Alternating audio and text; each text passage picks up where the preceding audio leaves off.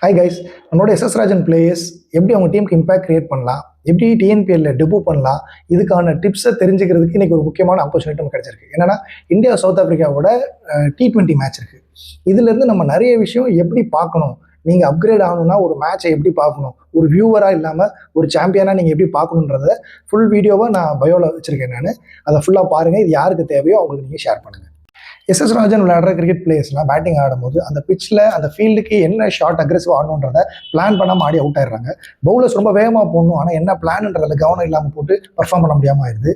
அவங்க ஒரு பால் சரியாக விளையாடலைன்னா அடுத்த பால் ரொம்ப எமோஷன் பேஸ்டாக, ஐயோ எனக்கு சரியாக கிடைக்காதோ, அடுத்த என்ன மேட்ச் ஆடுவோம் இல்லையோ, இல்லை அந்த பவுலர் நான் திருப்பி அடிச்சு காட்டணும், இப்படி எமோஷனலாக எடுக்கிறதுனால அவங்களால சரியாக பர்ஃபார்ம் பண்ண முடியல. வேற டிஎன்பிஎல் பிளேயர்ஸ் அவங்க பேட்டிங் ஆடும்போது அவங்களோட ரோலில் ரொம்ப கிளியராக இருக்காங்க. அவங்க அக்ரெஷனே சிச்சுவேஷன் பேஸ்டாக இருக்கும். பவுலர் ஃபாஸ்ட்டாக போடணும், ஆனால் அவங்களோட பிளானுக்கு போடுவாங்க.